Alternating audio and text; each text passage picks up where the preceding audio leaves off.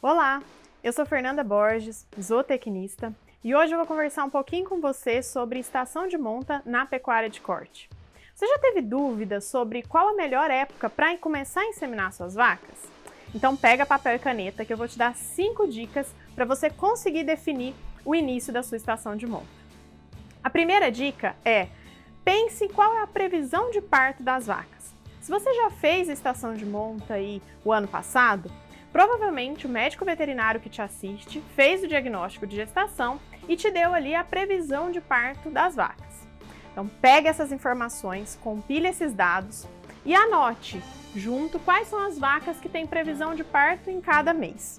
Além de facilitar a separação dos lotes lá na fazenda, isso também vai ser importante para você ter uma ideia de quando pode ser o início da sua estação de monta, qual que é a época que você vai ter o maior número de vacas que já iniciaram a aparição.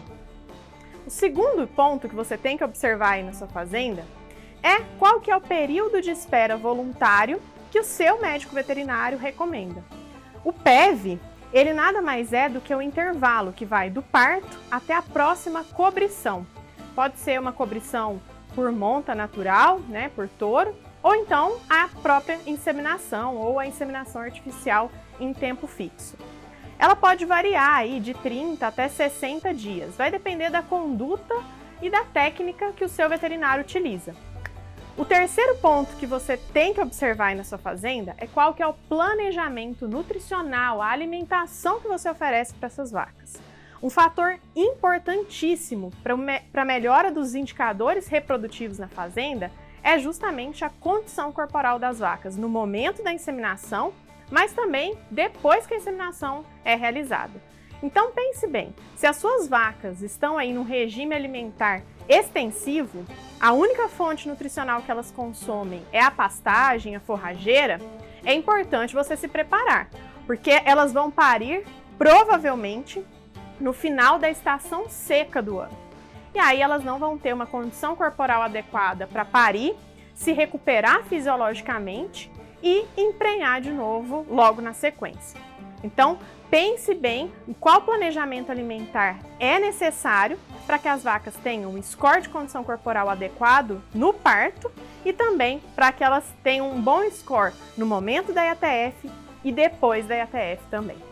O quarto ponto que vocês não podem deixar de se preocupar é qual é a época seca do ano aí na sua fazenda. Qual que é o período que a gente tem uma menor índice pluviométrico?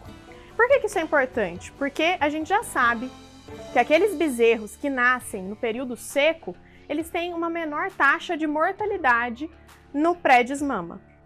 E o quinto e último ponto que você tem que observar é qual que é o peso médio de desmama dos bezerros de acordo com o mês em que eles nasceram. Então faça aí um estudo na sua fazenda de quanto que os bezerros pesam em média e qual que foi o mês que esses bezerros mais pesados nasceram. Existem alguns estudos realizados na região sudeste e centro-oeste aqui do nosso país que indicam que aqueles bezerros nascidos em agosto e setembro são mais pesados do que os bezerros nascidos em outubro, novembro e dezembro. Ou seja, o famoso bezerro do cedo. Mas isso não é uma regra universal. Mais uma vez, eu chamo a atenção que você tem que fazer um estudo aí na sua propriedade. Pode ser que o mês de nascimento tenha um maior ou menor impacto aí no desempenho dos bezerros. Mas é um fator que tem sim que ser estudado e levado em consideração. E aí, anotou todas essas informações? Então agora é só colocar em prática. Responda aí essas 5 perguntas. Como que está a realidade na sua fazenda, liga para o seu médico veterinário e já discute com ele qual que é a melhor data para começar a estação de monta. Afinal, se a gente não tiver uma data, a gente fica só esperando a chuva vir e nunca inicia. Então é importante sim, depois de fazer todo esse diagnóstico da sua propriedade, marcar a data e iniciar aí o protocolo farmacológico. Se você gostou hoje do nosso papo aqui sobre o mercado agropecuário, né, sobre reprodução aí em gado de corte, fica ligado aqui no canal do Criador, porque eu vou estar sempre por aqui com novas dicas, novas informações sobre o mercado agropecuário de corte e de leite também. Um abraço e até o próximo vídeo.